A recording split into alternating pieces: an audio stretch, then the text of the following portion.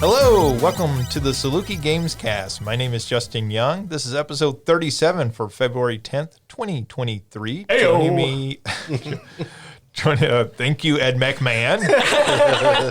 Ed McMahon, special guest this week. He'll be popping in and out. I mean, I know he's passed away, right? Ed McMahon died.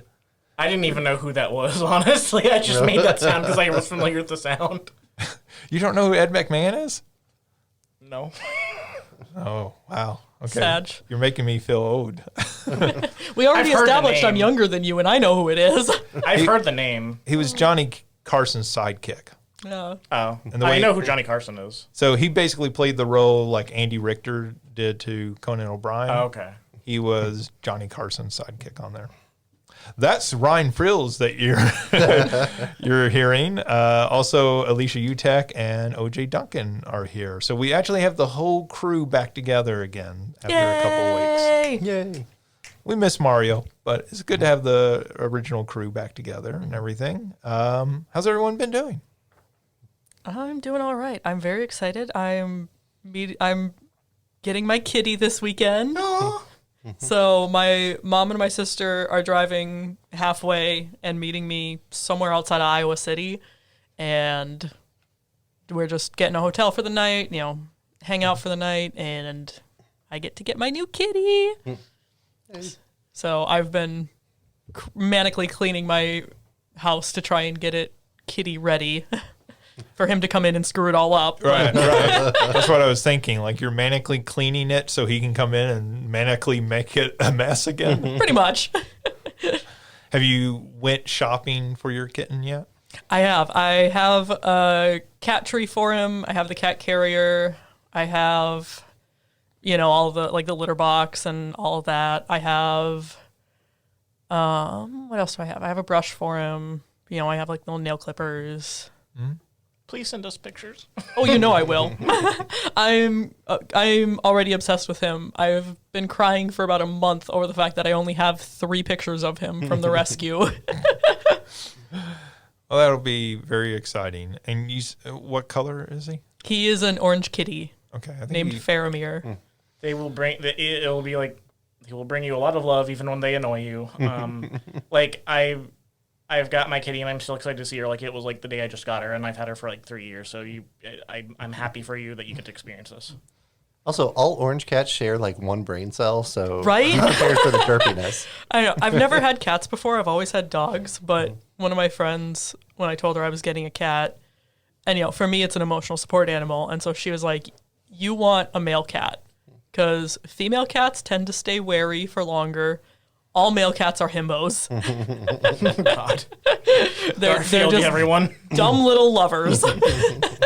Well, I think I told you this last week off the air, but once you get a male cat neutered, Yep. it's just they lose the will to do anything other than eat and sleep. And so they want to cuddle with you. And that's really all that they have interest in. Which is absolutely perfect for me. Though Because he just got neutered last week, so. Though I will say my cat, who will be 2 next month, that he's been neutered and he still very much gets into trouble, but he does spend a lot more time at 2 or almost at 2 sleeping. And so he crawls up into bed and just sleeps for most of the day. And if I ever sit down, he finds me and wants to snuggle. Whereas my female cat, who's close to 13, 14 years old, she's still much more independent. Now, she does come at least once a day and want to snuggle, but she, throughout the day, is much more independent, going off on her own, doing her own thing. Yeah. Okay, I kind of regret hearing the idea of male cats being himbos now, because I just imagined us being flooded with fan art of himbo Garfield and beta male John Arbuckle. Oh, man. Rule 34, I'm sure it exists. Yeah, be careful what you ask for from the internet. I didn't ask for it. I'm just shit, this is going to happen. Oh, my gosh. All right. Well, why don't we just jump right into what we've been playing, because I feel like we have a lot to talk about. So, Ryan, why don't we start with you? What have you been playing? Okay, so I'm not going to talk much about this because I actually haven't played it since. But just again, I've been playing Citizen Sleeper. Again, since I already talked about it, because we first brought it up when we were like voting on games and stuff. Very awesome visual novel.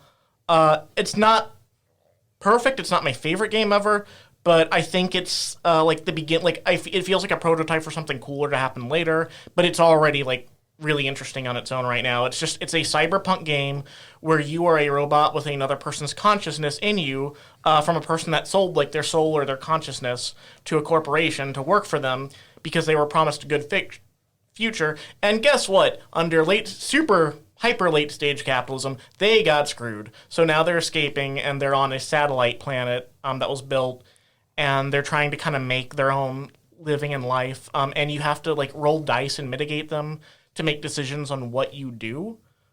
I mean, you have to roll dice and use them and make decisions on what you do. And there's also mitigation because you also have like some stats that you build up that can affect the die rolls. Like, so for example, if you're good at something, 5 die can turn into a 6 for certain situations or whatever.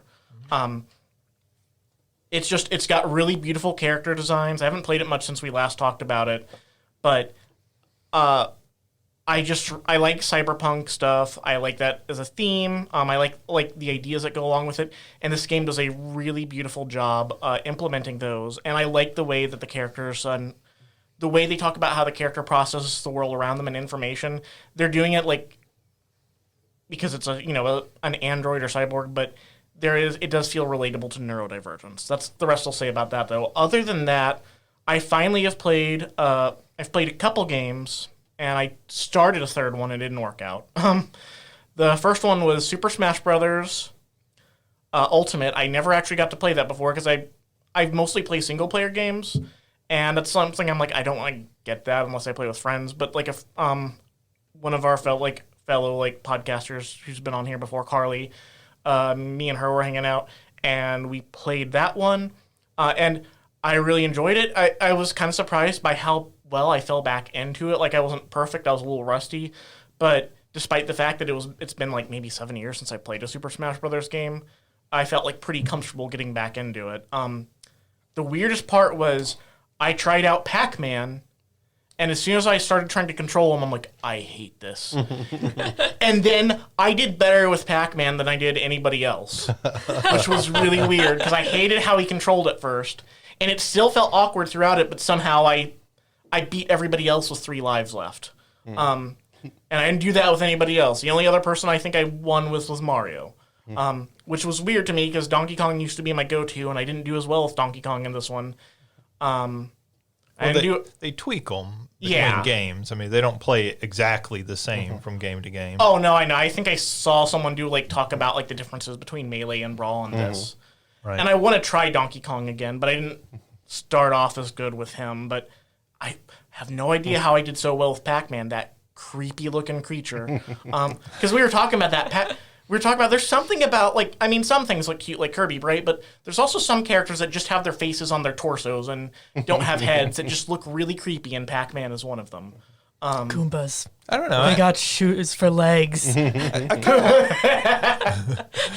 I like that that Pac-Man design where Pac-Man has the sort of disembodied legs and arms. And I like it. It's just I kind of like it from the same place as I like the aesthetics of body horror and David Cronenberg films.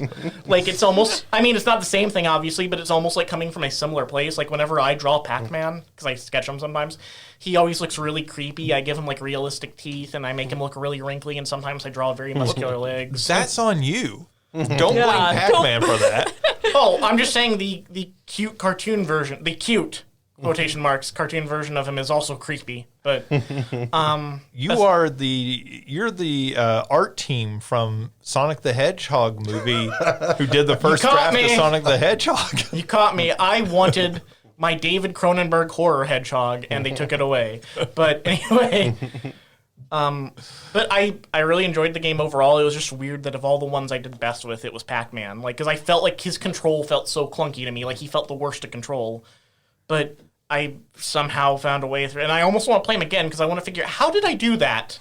How did I somehow win with this thing? Because it feels like on one hand I feel accomplished, on one hand it's like I don't know how I did that. I don't feel like I accomplished anything because it almost feels accidental. But Right. Aside from that, though, the other game that I played I literally like finished it a minute before I got in here because I'm playing it on my Switch, and I think you can beat it in like about 30 minutes or less. And I'm going to play the sequel to it after this. Is called Milk Inside a Bag of Milk, Inside a Bag of Milk, Inside a Bag of Milk. I think I said that the right number of times. That's just a fantastic title.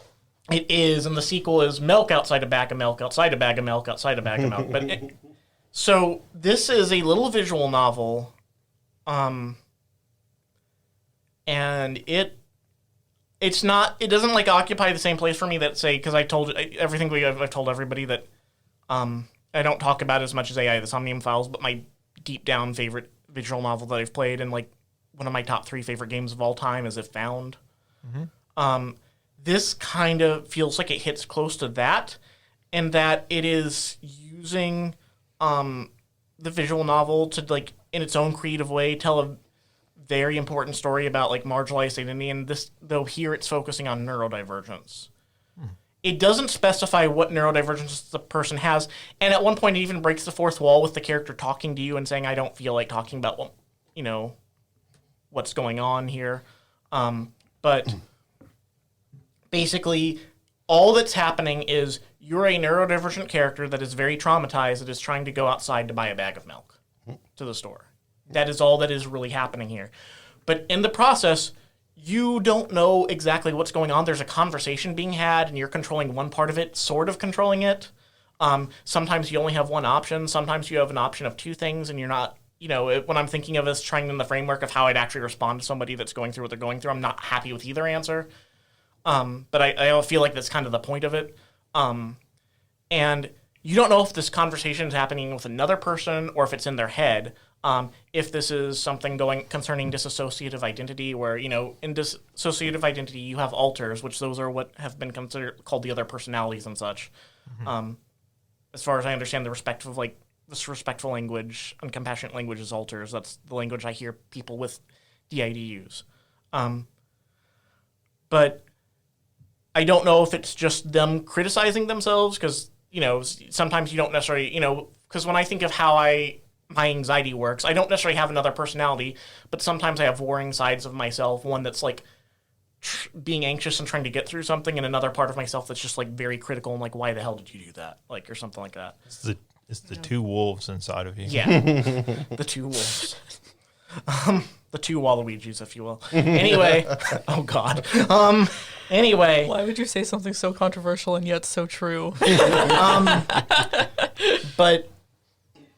And it's just, you're going through this, and sometimes you have, like, a thing, I can say that's compassionate. Sometimes I'm just not happy with either thing I'm going to say, but one of these sounds less worse than the other. And I think that kind of relates to how sometimes it doesn't feel like there's a good thing to say in a situation, but you feel like you need to say something. Or sometimes, if you're talking about, like, how you're self-critical, you can't think of a good thing to say about yourself in that situation. But,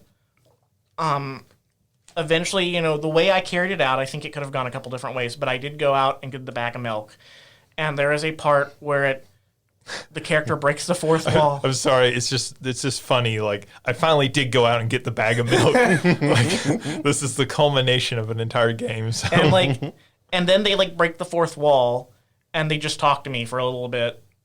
And the idea is the character has consciously been framing things as doing things as a visual novel as a way to get themselves through the situation. I think it shows how neurodivergence isn't just about being broken or something, because I think sometimes we think of it as something that needs to be fixed or healed. Sometimes it's just it might even be the way we're trying to heal or help ourselves from trauma. Mm-hmm. I know that so for people with dissociative identity, which is language itself, I feel weird about using. There's a lot of language in neurodivergence that needs to be completely revamped, and I'm using what I have here. But in that, alters come as a way to help people with traumatic situations to work through them. I think a show that does a really good job with that is the show Moon Knight. Because, one of the personalities the alters came into that character when they were being traumatized by their mom, and that was a way to keep them safe and help them cope. But, Yeah, The point is, there's that really good scene near the end of the season where they kind of directly address that. one of my favorite Marvel things. But and then they're thanking you. Like, I think the reason I was able to get out and do this was because of you. But then there's also like a heartbreaking point in that. I'm not going to talk too much because I feel like I already spoiled enough. I don't think spoilers will really hurt this game that much because I think it's very much about the experience of going through it. Because there's not like a big climax, so to speak. But I'm going to play the sequel soon. I'm considering playing the first one and going through the other options. But the thing about that is I really suck at being mean in games. Like, I know they're game characters, but there's that part of my mind that still feels terrible. Like, Right. Like, I think of, like, that scene in Hank Hill where he's playing a version of Grand Theft Auto, and he accidentally kills somebody. He's like, oh my god, how do I turn myself into the police? Like, in this game. But it's a very, in 30 minutes, I think it's a game that people should get. Like, you can play it quickly, and it's a very powerful, moving experience. And it's really cool that games like that are a thing now. Yeah. Right? Like people are exploring what does it mean to live with this experience? Right. What is this lived experience like? And that games are a way that you can experience that sort of in a first person experience, right? And not first person perspective, but like a first person, like you are living it, in a way that film and literature can't quite, give that same experience. And so I think when you talk about a game like that, it's really cool to think about, right, the games I was playing as a kid, Super Mario Brothers, or even before that, Atari games, and to think that now games are like, hey, what's it like to be neurodivergent? Well, let's make a game that tries to explain to an audience what this experience is like. And maybe this is a better way to explain that than any TV show or, book is. Maybe this is something that can actually, as close as we can as human beings get to being in somebody else's shoes.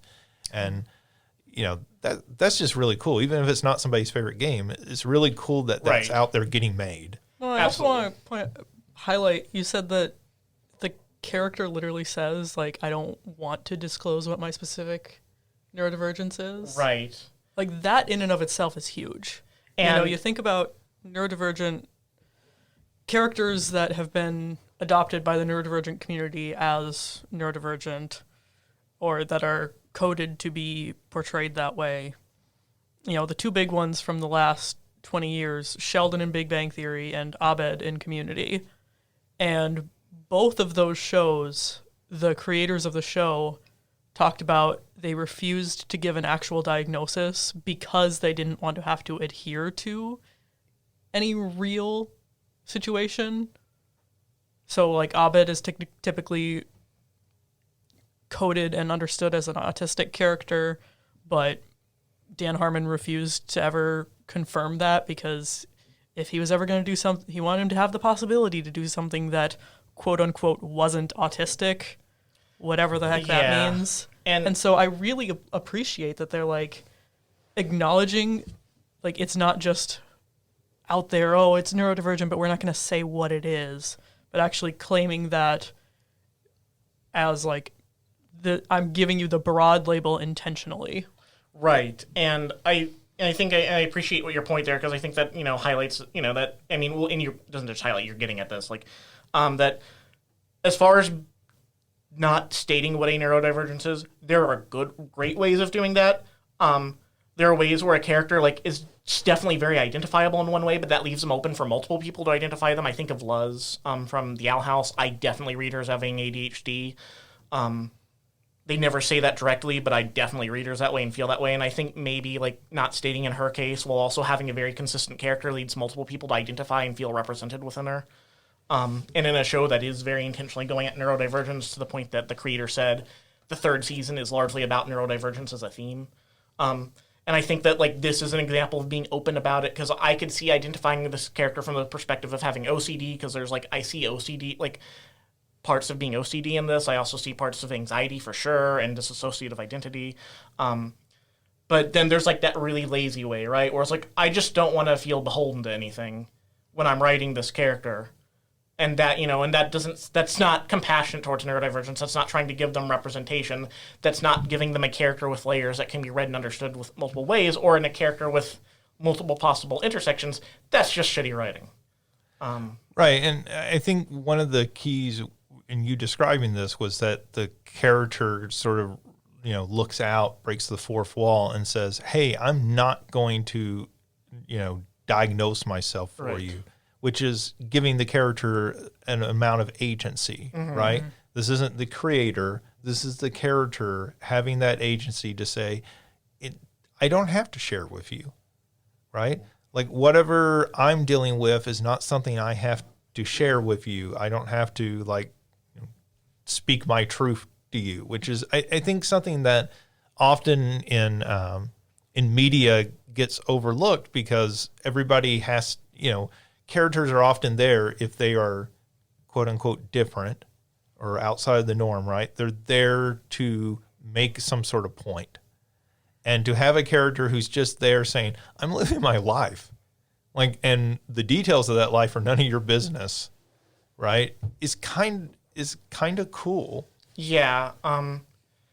And I think this is something I think is interesting because as a performance student, we concern ourselves with the accessibility of a performance, but there can sometimes be a double edge to accessibility. And what I mean by that I don't mean don't make the stage, stage accessible or the seats.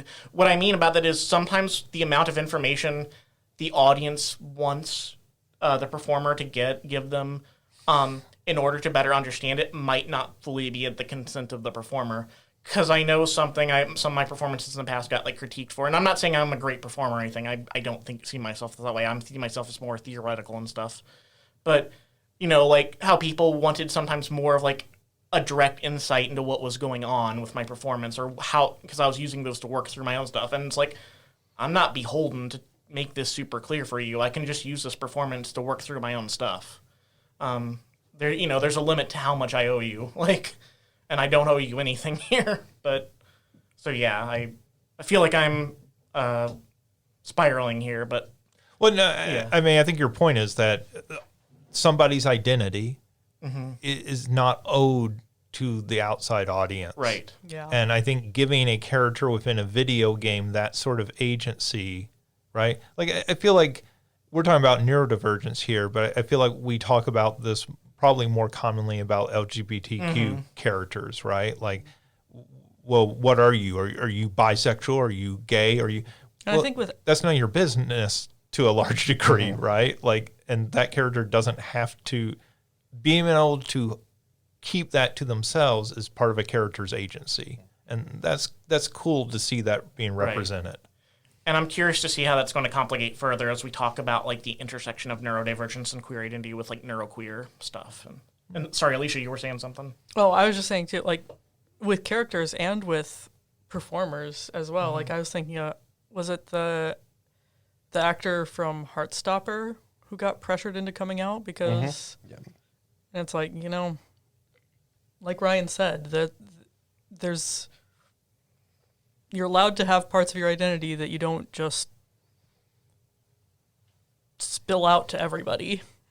That's been a problem for a long time in Hollywood with actors having to, out themselves. And again, usually about LGBTQ identity issues, but in other ways as well, this sort of pressure of, the audience owns you, and it's well, no, they own maybe the performance, but not me, right? They can buy the DVD, but that's a performance I did. That's not me as a person, as an artist. So and even then, just as the audience, as a participatory culture, has their own relationship with that media that they can make something out of it, so does the performer themselves. They continue to relate and connect to their performance in a way nobody else has power over. Sure. Yeah, absolutely. Yeah, cool. I mean, it sounds like a cool game. I feel like I've heard about that before, maybe from you, but maybe I've heard about it outside, and it sounds like a cool little game to try out. So the YouTuber I commonly bring up, Super Eye Patch Wolf, he was doing like a list of like his favorite things that he did over like I think wintertime, and this was one of the games that he'd played, and I'm glad I listened to that recommendation. I think I got it on sale like packed in with the sequel to it. So. And that is milk inside a bag of milk inside a bag of milk inside a bag of milk, etc. All right, cool. Milk to the 4th degree. Yeah, it should just be to the 4th power. Bag of milk to the 4th power. Is that everything, Ryan? Yeah. I did try to start The Last of Us because I want to play the game before I watch the show. And I was about 15 minutes in, and I guess my controller's not working because I charged it for a while. It's like, oh, it's not charging. It's not charging. Oh. So I was running away from zombies with the main character holding his daughter, and then all of a sudden, nope. Well, you need Alicia to come over. Should have let me come over and update your controller. Should have called me. This is really on you. You have a professional. You promised to get me the signal, the bat signal, but for you, it's a controller instead of a bat. Batman never provide the bat signal. Commissioner Gordon put that on the roof of the police station. I think if you need my help, you need to get a controller signal. Batman's taxes paid for it. I think you can just get into our text conversation and just text the controller emoji. I think that'll do the same thing. Batman today just gets text from Commissioner Gordon. Hey, bat emoji. Oh God, that will be in the new movie, won't it? I'll say at some point we're gonna get something. We're gonna get a Batman film that's like the League of Super Pets, where they're just goofy and having fun, and they're gonna do that. They did make a League of Super Pets movie, didn't they? Yeah, that's what I'm saying. That, or the Teen Titans go to the movies, kind of fun. Now, I did see that. That's actually a good movie, but I never saw the League of Super Pets movie, and I feel like. Did you see it, Alicia? I watched the CinemaSins video. I feel like you didn't miss much. I feel like nobody watched that movie. Yeah. What a weird movie that just came out and nobody noticed. I mean, I would love to see it well done, but the reality is you didn't miss much. You know how there's actors that you see a lot of, and then you kind of you enjoy them for a while, but then you're kind of fatigued.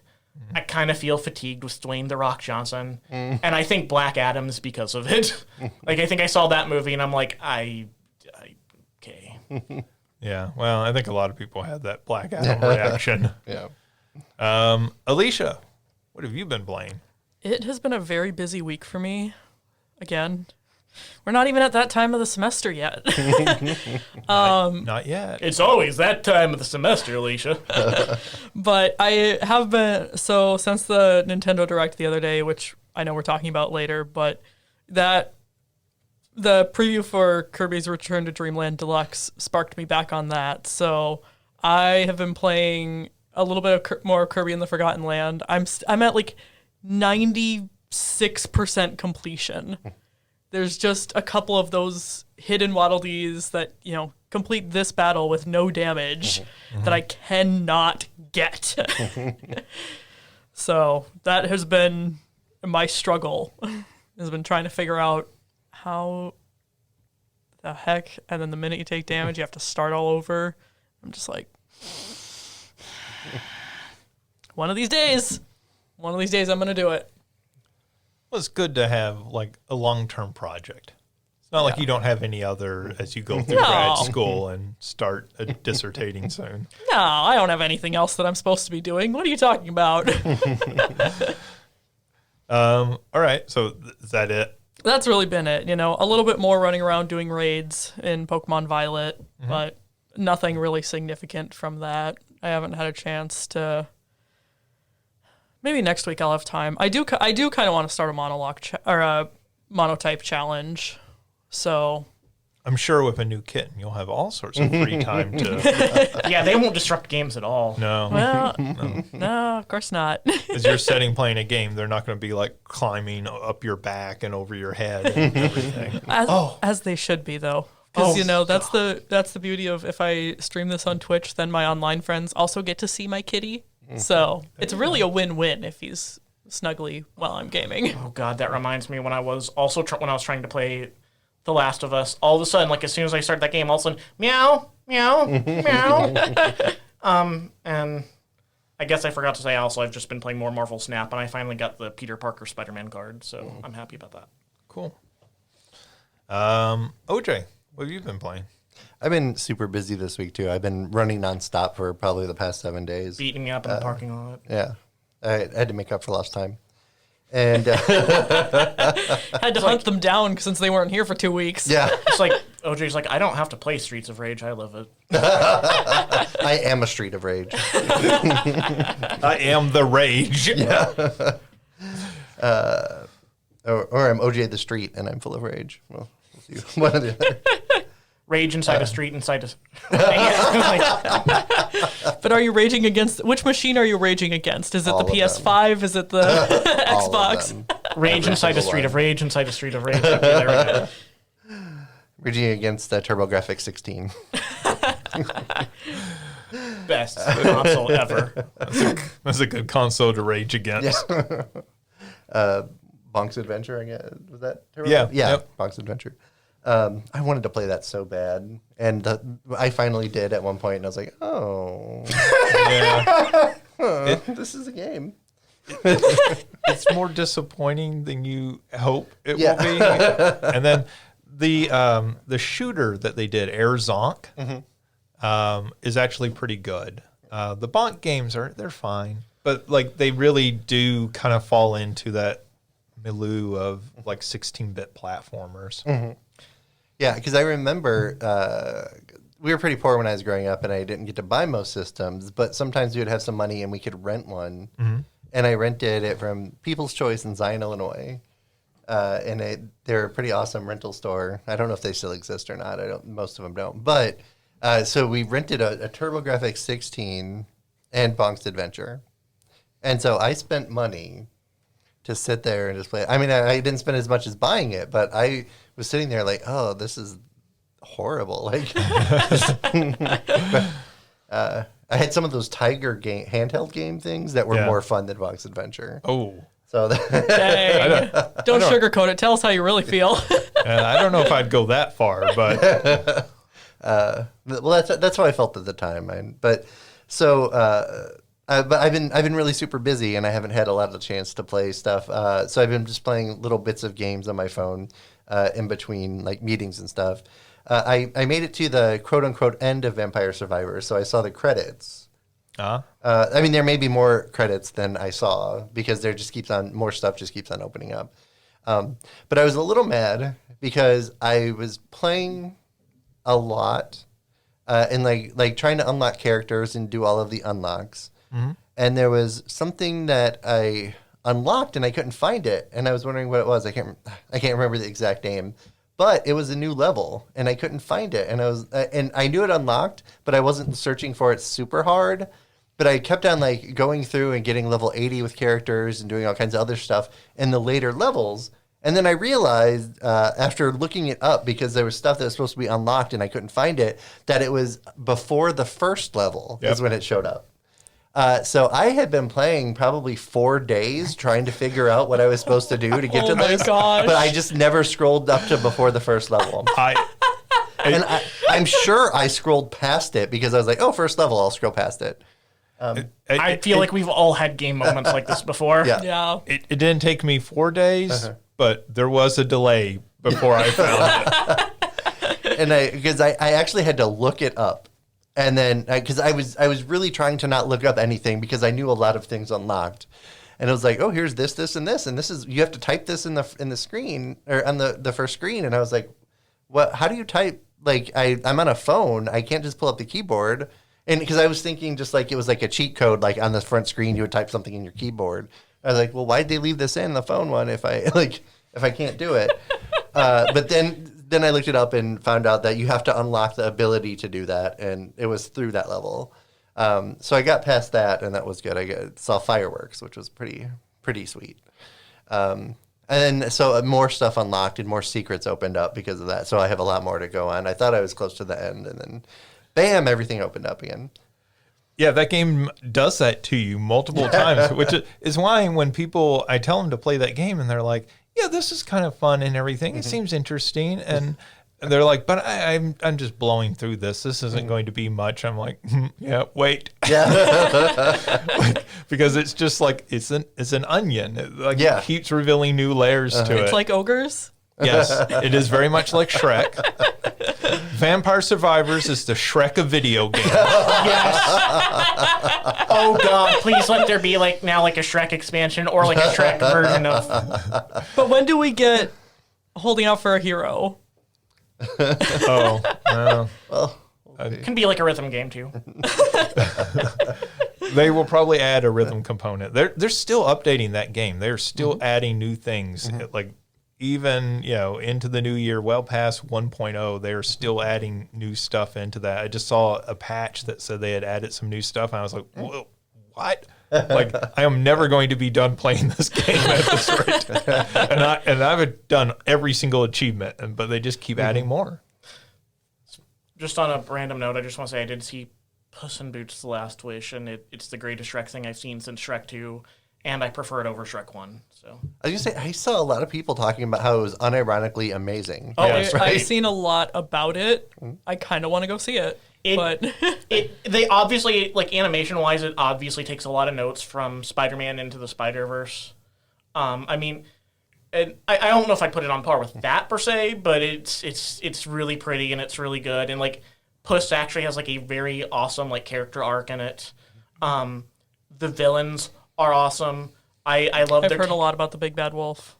Oh my God, and he is freaking scary. And I am not familiar enough with the Dark Souls games to say this, but I was listening to like Let's Fight a Boss podcast, and they are familiar with those games, and they said that in the way they did his character in his fight with Puss in Boots, they were taking a lot of notes from the Dark Souls games, which is neat. That's cool. Yeah. And oh my God, Goldilocks and the Three Bears being like a group of outlaws, and Yeah, I mean, So I good. had a student today in class talking about that's her plans for this weekend instead of the Super Bowl. She's going to go see Puss in Boots. And I love that. I'm like, yeah, that movie, everything I hear about it's fantastic. And it's kind of fun to see a movie that kind of underperformed its first weekend find that audience and like continue to be successful. It's really cool. it was a good year for some animated movies because I really loved Turning Red, and then still two other big animated movies happened that I like even more. Being this and the Del Toro's Pinocchio. So, OJ, anything else? Yeah, so I've been also playing Pokemon Go. Again, I kind of went into a lull for a little bit and coming back. There was the event with Team Rocket Go, and so I beat up Giovanni again. Nice. Got a Shadow Reggie Steel, I think. Yeah, Reggie Steel, which was not very good, unfortunately. But I was able. So in Pokemon Go, when you beat Team Rocket, you can catch one of their Pokemon, and they're Shadow Pokemon, so they're kind of being tortured, and it raises their attack quite a bit. And you can purify them if you want to, and it raises their defense and hit points a lot, right? But then their attack usually drops. The Shadow ones are very much stronger than the other ones. So this boss battle was Registeel, but the one previous was a Shadow Mewtwo. And only during this event, their charge move is Frustration, and you can't get rid of it except during these events.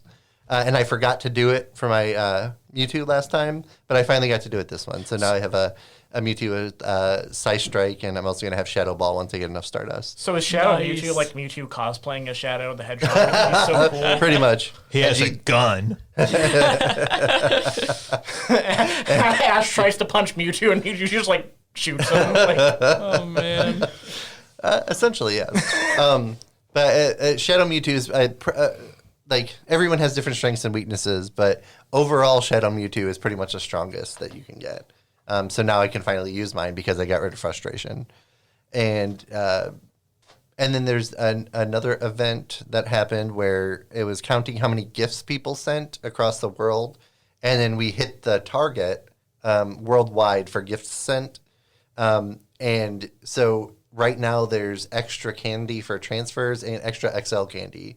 So once a Pokemon hits level 40, to level them above that, you need XL candy rather than the regular one. And so you're getting extra that for transferring as well. And then there's I can't remember what the other event is right now, but they just have so much going on now in Pokemon Go that it's really, they're keeping it interesting, which is the first time I stopped playing is because it was kind of slowing down. And there's a new raid every now and then, but there's a lot of stuff going on right now that's very, very exciting. So I'm glad to be back. It's really cool to hear because, we've talked before off air and on this podcast about how cool Pokemon Go was that first year when everybody got really into it and, you just saw so much and you would see people just out wandering around. You're like, those people are playing Pokemon Go. Yeah. And to see that it still has a strong community and that they're still like supporting that community is really cool because, and I think one of the things they've shown it's sometimes easy to dismiss something new like that, like Vampire Survivors. Yeah. Like you see some new game format and you go, oh, well, that's so easy. That's so simplistic. Anyone can do that. And, of course, lots of people have tried to copy Vampire Survivors, not very successfully. Some of them a bit successfully. And then Pokemon Go, we had the Harry Potter one and we had all these other versions trying to do this, and none of them have been nearly as successful. Yeah, the Harry Potter one was rough. It's closed down. Like they closed it down. Which is kind of crazy to think that, as big as Harry Potter is, and we'll be talking about that in the news, as big as Harry Potter is, that it would shut down. Yeah. That there wasn't a dedicated enough audience. And that says more about the game, I think, than Harry Potter. Yeah. And Jurassic Park doesn't have the audience that Harry Potter did, and it's still going. There's a Jurassic Park one? Yeah. There's a Pikmin one, too. Yeah. I knew the Pikmin one. I didn't know about the Jurassic Park one. Yeah. Dang. It's weird, but it was okay. I played it a little bit. Kind of surprised there isn't a Digimon one yet, unless there is. There might be. There might be. It could be a Japan-only release, too. So who knows? And you brought up anyone can do this. From a player perspective, anyone can play Pokemon Go. You don't have to. You don't have to be You don't have to think of yourself as a gamer to play Pokemon Go. Yeah, my nephew and his 4-year-old daughter both play. Right. And that really confused me at first when you said my nephew, and I was thinking of like a little kid, and then and his 4-year-old daughter, and I was like, so the 12-year-old and his 4-year-old daughter. Yeah. So I have 2 brothers. One is 6 years older than me, and then the other is 6 years older than him. We were really far spread out. Sure. So my brother was 14 already when 12, 13, 6 and 7. Oh, 6 and 7. Plus, like, there's a gap in between that age too. So like, he was out of the house by the time I even like remembered really anything. Right. And so I was in 2nd grade when I became an uncle. So yeah, it was. I may have told this before, but I went to elementary school with a guy, and at some point, his niece started going to school with us. And he was, there was that much of a difference that his niece was the same age as him. Yeah, and so my mom had 12 brothers and sisters, and my mom was the 2nd oldest, and she was the first to have a kid. And so my oldest brother is a year older than one of our uncles, too, because there was such that gap. It was really a lot of kids happening there. Yeah. And then with Pokemon Go, too, like during the pandemic, they did a lot of things to help people within the pandemic. So the area where you could spin stops and see Pokemon, like have them spawn, like got bigger. Yeah. Right? So you didn't have And to that like was go badly into needed. it. Yeah, and then they ended up keeping it afterwards because they shrunk it again, and then everyone was like, there was why? an outcry, right? And so they made it so the raids at the gyms you could do them remotely. So you could invite your friends from anywhere, and they could come to the raids. But then people were just staying home and doing that and not actually going out and doing what Pokemon Go wanted. So now they have made it so that certain raids now you have to be in person again. And there's special raids for really special Pokemon. So to bring people out again. And we've seen a lot more people coming out and doing them as well. And And so they adapted to that, and then now coming out of it, they're like, hey, get out there and do it again.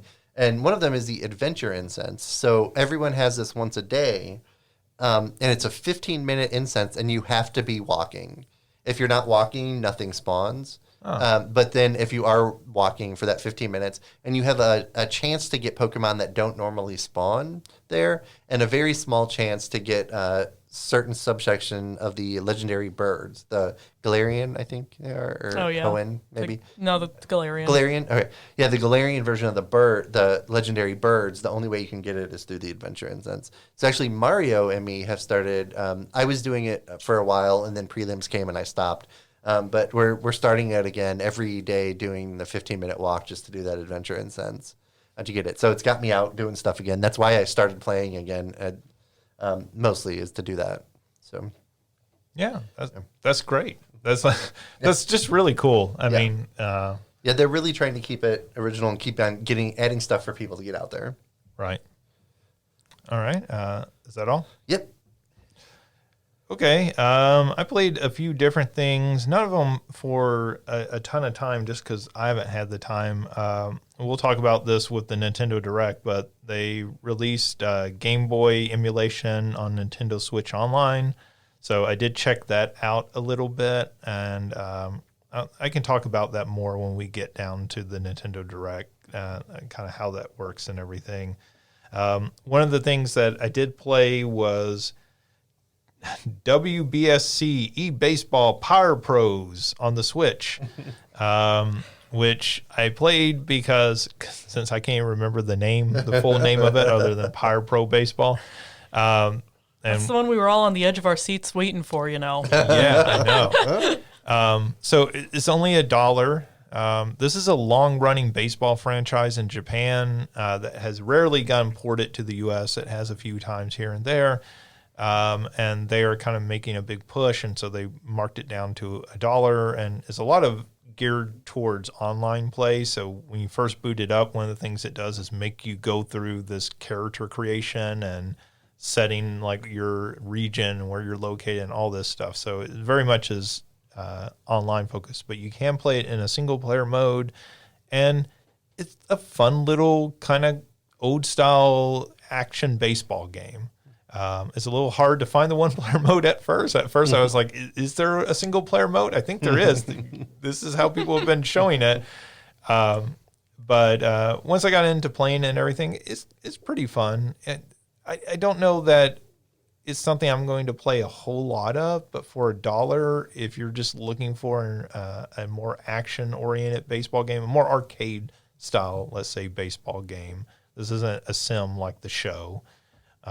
Then it's a cute little game and everything. And, I hit a grand slam in my first game. So that kind of tells you the level of like depth that's in this game. It's very much for you to pick up and have fun immediately. So that was pretty cool. The big thing that I played this week also came out of the Nintendo Direct, and they shadow dropped a Metroid Prime Remastered. So this is the original GameCube game with completely updated new graphics, or I guess I shouldn't say completely new, but certainly better quality graphics, better quality effects in the game. It's been changed to 16:9. They have added dual analog support. So the original game did not have dual analog support. And this looks really, really good. There's a bit of it that when you first look at it, like particularly if you look at it in screenshots and everything, your reaction might be, oh yeah, that's what the original looked like. And then if you watch a comparison video of them side by side, you're like, no, that's not it. This looks a lot different. And I think once you start playing it, it's even more clear. Like, oh no, this is a big upgrade to that original game. The dual analog support works really well with it. So you can kind of look around freely as you're going through the game. And that game is still, I think it was last week I talked about GoldenEye 007 and how when you got to the end of GoldenEye 007, you just thought, they're going to make every game like this. This game is going to be so influential, and then it didn't happen as much as you thought it would, or as much as I thought it would. And I feel the same way with this game, when this game came out, it was so far ahead of any other game of its type at that point. Mm-hmm. And you kind of looked at it and thought, well, every game's going to copy this. Every first-person shooter is going to just steal things whole cloth from this game. And then that didn't happen as much as I expected it to. Mm-hmm. And going back to it is still going, I've played, I don't think I ever played Metroid Prime 3, but I played the first two. And part 2 is just not nearly as good as part 1. And then, reviews I read at the time said part 3 also does not hold up to part 1. That original Metroid Prime is,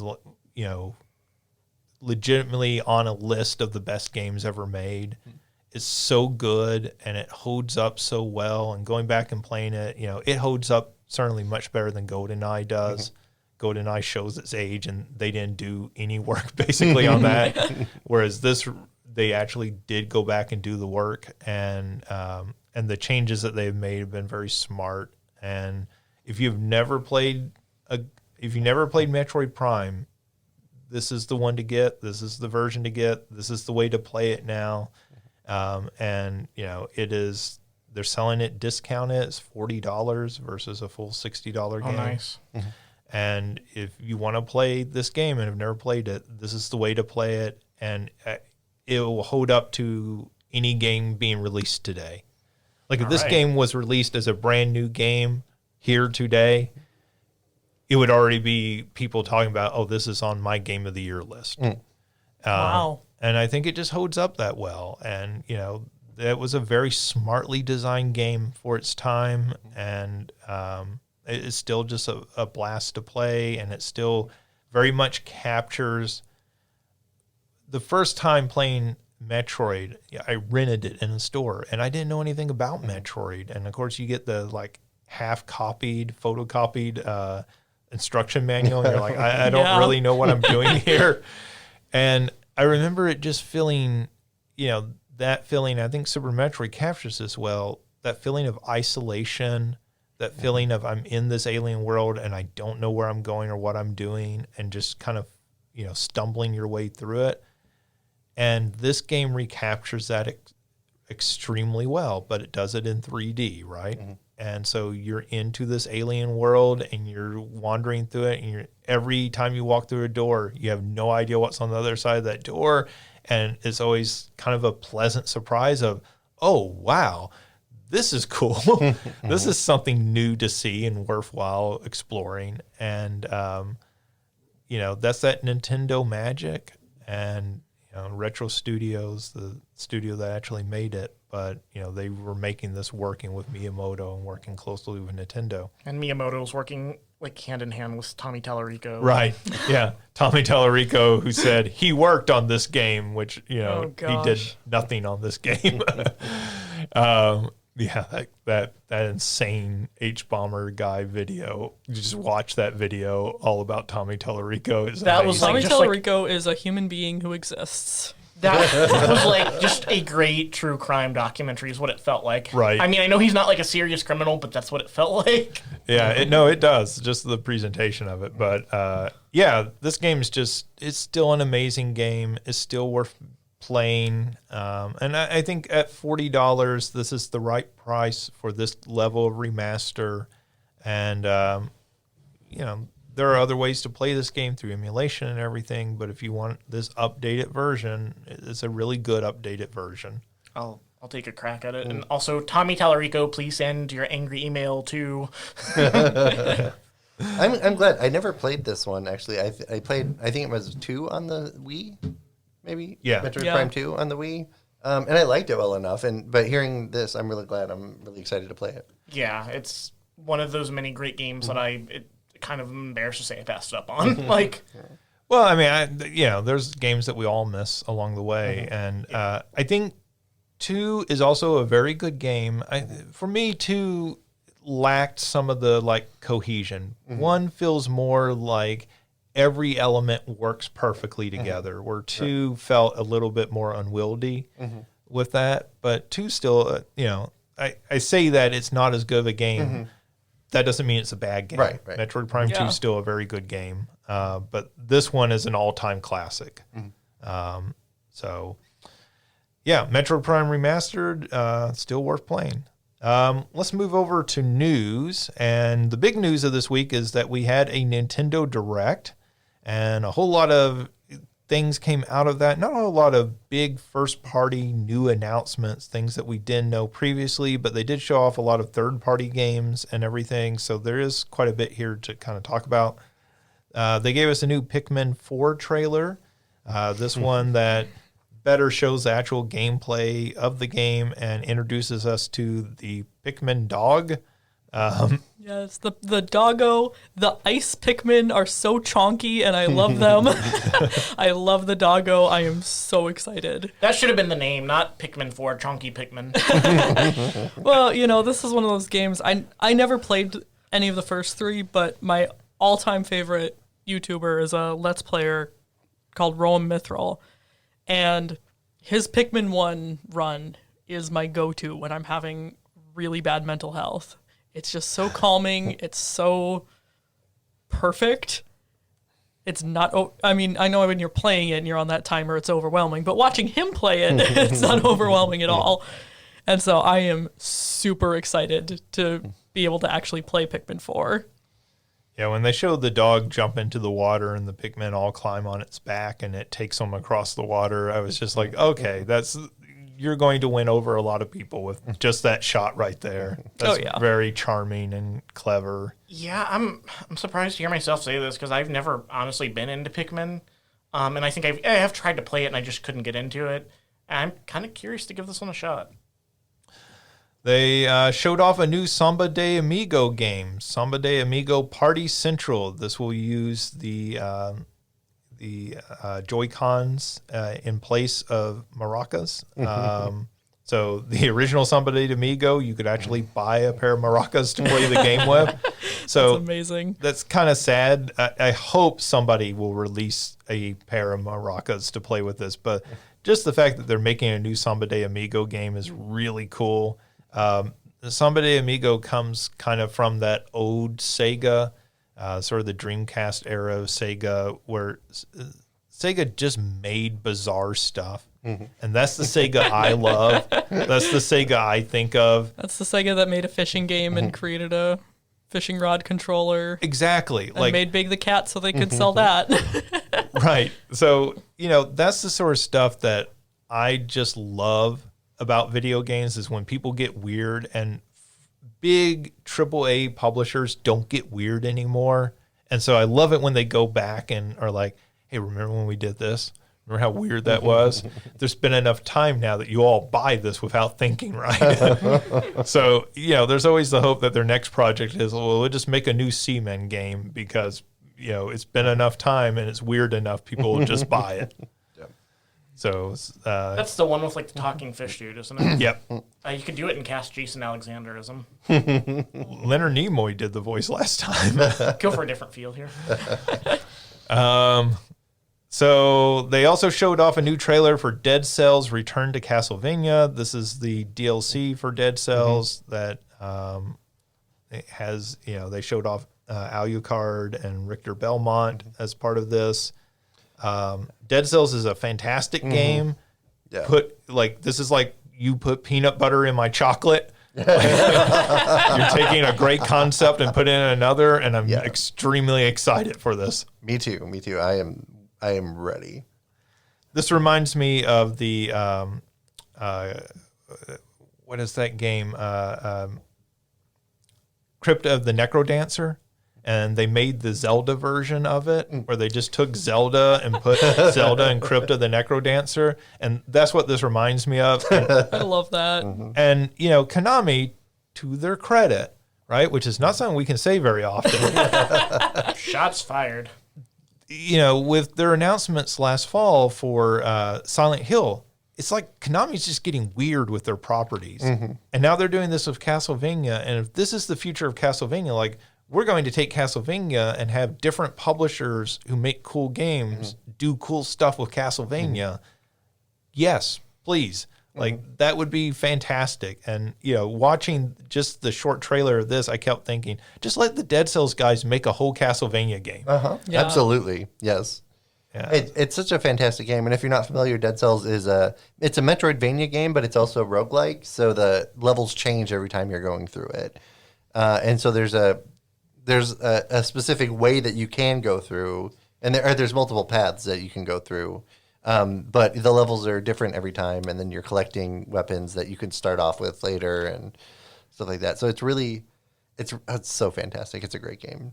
Yeah, I've never played Dead Cells. Just roguelikes aren't generally my cup of tea, but I wish I liked them because this just looks so fun. Yeah.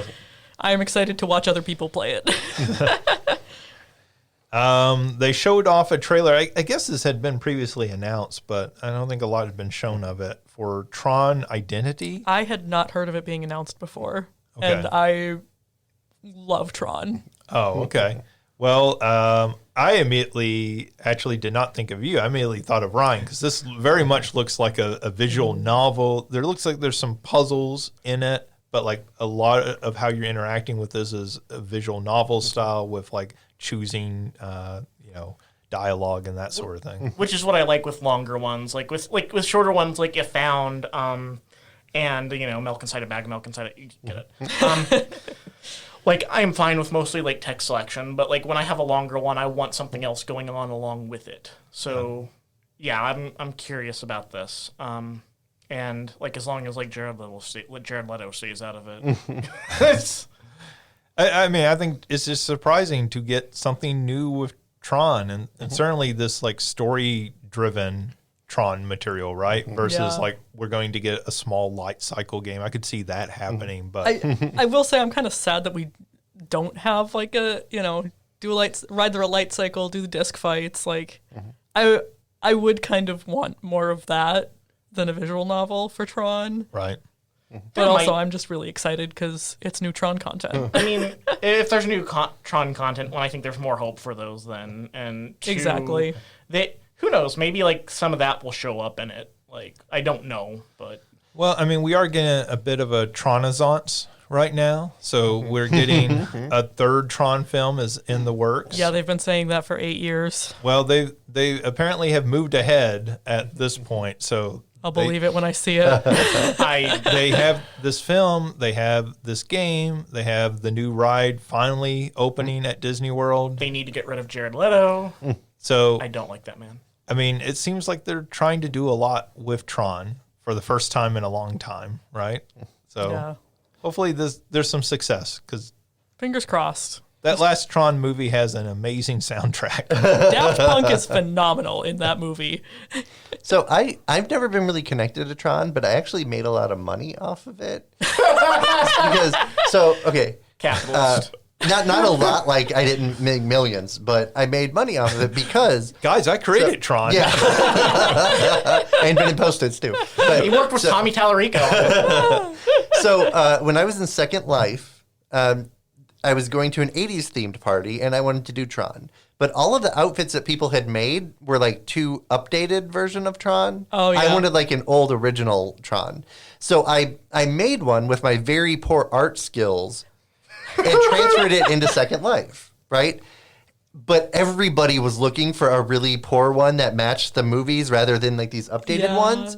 And some like 5 people were like, "Hey, give it to me." So I was like, "Okay, you know what? I'll sell it." And I was selling it just for like 10 lindens, but I sold like tens of thousands of them. Oh my gosh. And it was really, really low quality, but that's what people were looking for with Tron. Why am I just now learning that you did this? I did a lot of stuff in Second Life. That's hilarious too, because the lower quality is what we're looking. Because the original Tron was at the time the most expensive movie ever made. Right. Yeah, and like then now really they're like- cutting edge. Yeah. And, Yeah. like, breaking special effects barriers and everything. So, And now we're like lower quality. Yeah.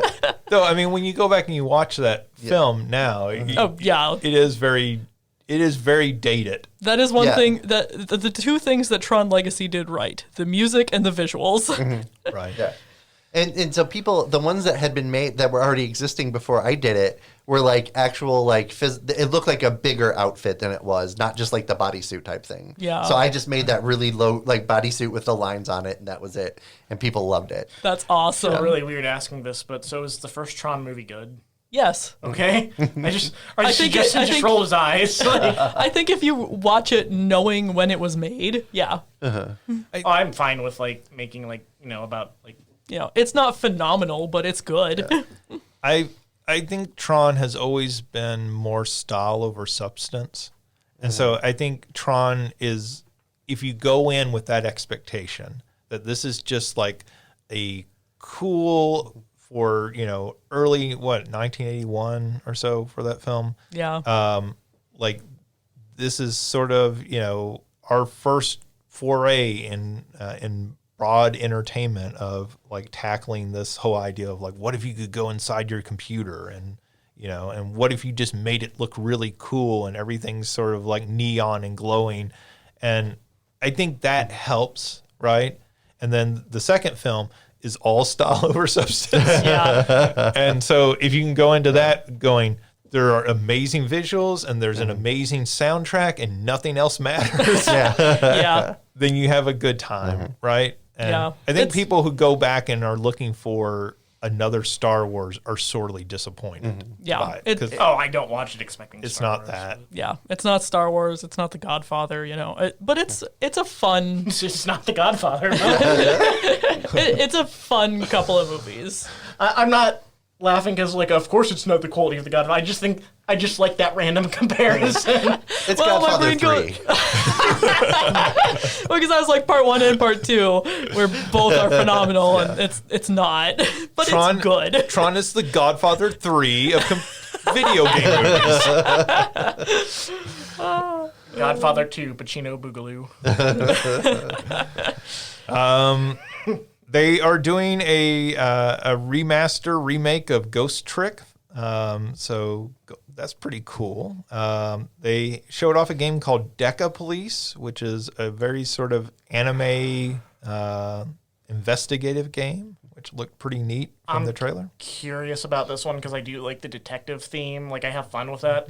At the same time, I don't necessarily know if I could, but like one of my issues with like the AI of the Somnium Files, as much as a part of me loves those games, is like those games do a really bad job of exploring police corruption. Like, it exists in those games, but like sometimes it's just like taken as a good thing that happens. Like, oh, it's a good thing we didn't follow the rules. This really helped you to investigate. Like, yes, police corruption isn't necessarily a good thing. So we'll see. Yeah, I mean, but like if you go back and you watch like Lethal Weapon and stuff, right? Like that's the whole premise of those is that we don't play by the rules. And so I wonder if that's a cultural thing with these things coming out of Japan, if there's just not the overriding culture like we have in the US with the Black Lives Matter movement and everything. So they might still be playing on those old rules like we did. I take that into consideration, and I don't know. I don't have a strong understanding of, like, that's one of the things I want to learn more about is, like, how the police force works in Japan and stuff. And I know there's problems, but I don't know, like, compared to us. Yeah, and I should say I have no idea either. Yeah. So they showed off Bayonetta Origins, Kariza and the Lost Demon. So they had shown off this last fall, but this was a much more expanded trailer. OJ, I know you're a big Bayonetta fan. How are you feeling about this? So I wasn't able to watch a Nintendo Direct, so I haven't seen it yet. Oh, okay. He's not a real fan, then. I know. You could beat me up in the parking lot this time. But Oh, now I'm nervous. It's a trick. So you heard the this time there, didn't you? but I'm very excited to see that it's coming out. Yeah. I'll be watching it soon. It has a very cool style to it. I know a lot of Bayonetta fans aren't happy because it's not the Bayonetta style gameplay, but it's got a cool look to it. I could see somebody looking at this game and going, well, why is Bayonetta slapped on there? Is that you were just making a different game and let's put Bayonetta in it because we'll sell more copies that way? I think that's fine, though, to explore different gameplay styles with, like, a character in a franchise. Nobody's like, why did we do Mario Kart? That's not the platformer game I know. I agree, but Yeah, I know. Bayonetta fans I can see also being upset. Well, because I'm interested to see this. I wish I'd watched it before I came in so I could talk about it more. But like I remember we were talking before about Bayonetta maybe is younger. Yeah, Yes. She's probably like 12. yes, like that. Now I remember. I guess I had a little bit of something in my head. Yeah, that's gonna seem weird to me when I see it. Like I'll have to watch it. I'll report next week on how I feel about it. Especially because Bayonetta is a character so sexualized. Yeah. Yeah. Yeah. And so this is like if we made a prequel about Jessica Rabbit. Like, how do you... Right. You're not wrong. Well, I mean... Why would you say something so controversial and yet so true? So uncomfortable. I mean, you take a character who's so sexualized, and then they're like, "Well, I'm let's not bad. I'm just drawn that way." That's a great line, though. Like, let's look at them as a little kid." And there's, like, I don't think the point is to sexualize them as a kid, but there is But it's that a character that you generally don't want to think about as a child because you see them as an adult very sexualized. right, which is kind of weird. So that'll be interesting to see. So yeah, when I'll give a report next weekend when I watch it. Okay. They showed off a new trailer for Disney Illusion Island. This is the 4-player co-op Disney game. I don't know. They've shown before that it was fully co-op with 4 players. This looks very much like the Rayman Origins games. And it's done in the sort of new Mickey Mouse style. So you play as Mickey Mouse, Minnie Mouse, Donald Duck, and Goofy, and they're done in that new style from the new animated cartoons and everything, which shout out to my old high school buddy, Susanna, who actually works on those cartoons, that this is done in that same style. It looks neat. Looks like a fun little platformer and everything. Yeah. Would be great for kids. Does Donald just hang out in the corner instead of healing you? I kind of like this. Looks like the gameplay looks different. Like, I mean, it's still side scrolling, but the gameplay looks different. But I kind of wonder if this is also kind of going on the heels of Cuphead, just because that new style they're using is also itself like draws from kind of the older 1930s. Yeah. Yeah, I could see. I've not been up to date on new Mickey Mouse cartoons, so I thought it was old style. No, it's they've done a whole series of cartoons, and even like the new attraction at what is it, Hollywood Studios, is done in this style and everything. Let's see. The cartoons are good. They're like very cute and very like. When I first saw the style, I was like, I don't know about that, but they're actually like quite entertaining and charming little cartoons. But they also like Matt will also do like slightly more risque and edgy humor at times. Yeah. He will be kind of creepy at times. I mean, have you seen the old cartoons? I think those were they could be creepy in those too. I agree. That's a good point. But I don't know if the animators were conscious of how creepy they were acting at times. I show my students in one of the classes the old cartoon of Mickey, Donald, and Goofy being ghost hunters. Oh, and yeah. It's Mickey Mouse walking around with like a double barrel shotgun. Yeah. And and I think Donald has an axe or Goofy has an axe, and you're just watching it going, this is weird. Like, they would never make this cartoon today. Oh my God, this reminds me. So I have a family friend who, I don't know why this was their music of choice. But like they were listening to music by Looney Tunes characters, and one was Elmer Fudd rapping. And at one point, I think I remember that. He talks about using his gun to blast someone's head off, and it's just like, okay. And then they were like, well, he's a hunter. I'm like, yeah, that's still a weird thing to hear him rap about, though. Well, it's like you watch Wizard of Oz and Scarecrow has a gun. I remember that. It's like, what? and it's not like super like obvious. Like you have to pay attention to like what he's holding. Like, and then I'm like, just like, wait, what? I mean, it's not super obvious, but it's also not super hidden. No, I know, it's not hidden. It was just something I didn't notice for like a while, and then I actually paid attention to like, well, what's he hold? Oh, wow. Yeah. It's crazy. Along those lines, there was Donald and Goofy singing "Simple and Clean." Oh, there is a YouTuber Oh my gosh. called ProZD. He's also a voice actor for a lot of stuff, Sungwon Cho. And he does multiple like videos. I think I shared one of these with y'all of like Goofy. Like I think I shared Goofy I was Simple and thinking Clean. sent it to me, yeah. And like he's done other ones too. I think like I remember that. Yeah. Goofy singing Evanescence Bring Me to Life, and singing Cruel Angel Thesis, the theme song from Neon Genesis Evangelion. Oh man. Nobody does new metal like Goofy. They also showed off a new game, Harmony: The Fall of Reverie, which is a very sort of story-driven kind of adventure game. They showed off a remake of We Love Katamari, We Love Katamari Reroll plus Royal Reverie. Royal Reverie, I think, is maybe a PSP game that they're including into this. I don't know the distinction of those. They made so many Katamari games, they kind of blend together for me after a while.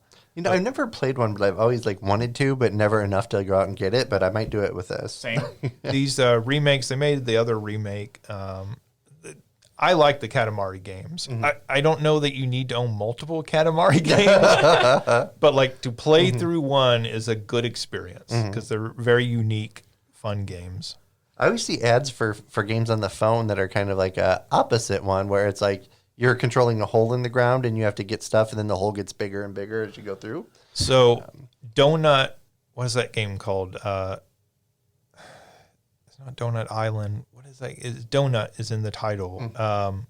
That game's fantastic. Those may not be what you're seeing, but like the one that has Donut in the title, and I need to look it up. But I am trying to also do this at the same time. But that game is fantastic, and it has a great story to it, and it has this raccoon character who's just a total like horrible human, total horrible character. Yeah, I was saying, it can't be a horrible human being if it's a raccoon. Right. It could be a horrible trash panda. Well, I'll look it up later. But like, anyways, great game, completely worth playing. Okay. Let's see. They showed off.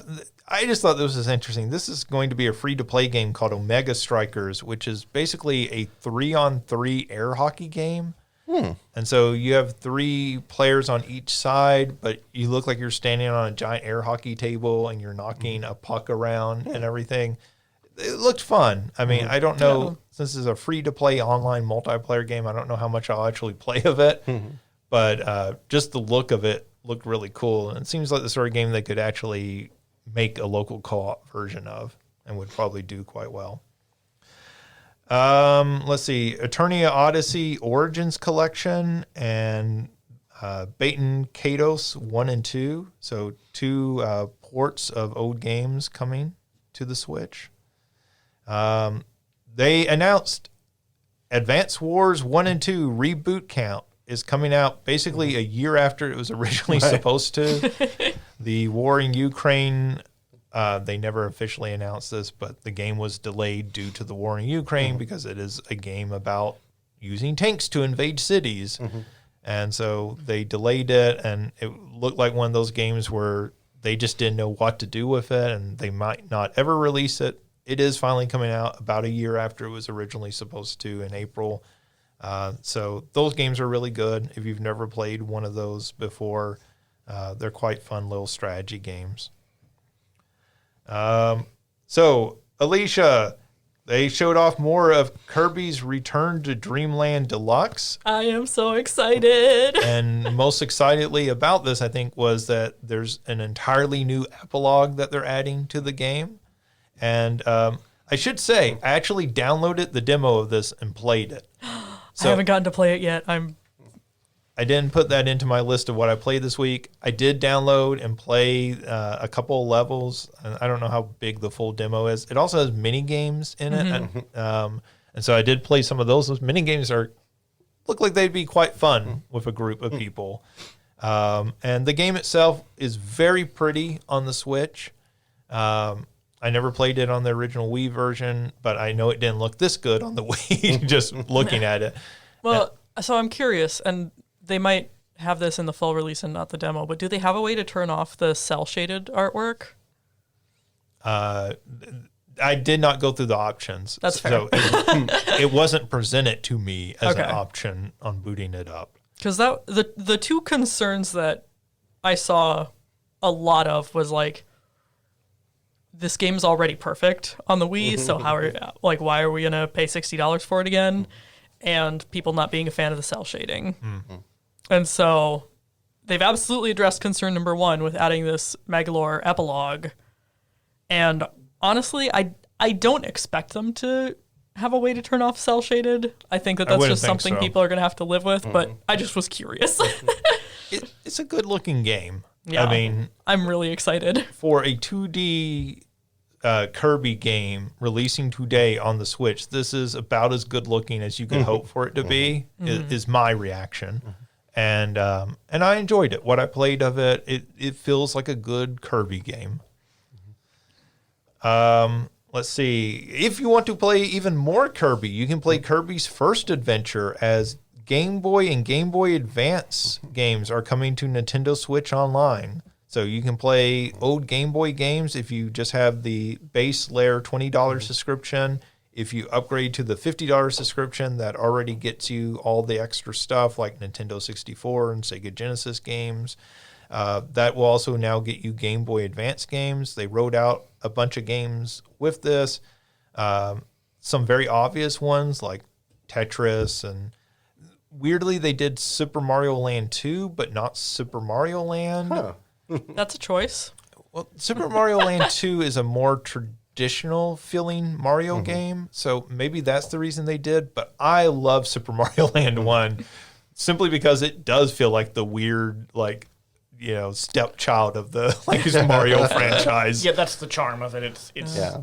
I'm amazed that they didn't do the Gen 1 and Gen 2 Pokemon games, though. Yeah. Like, that to me, I'm like, I have this. I have the baseline Nintendo Switch Online.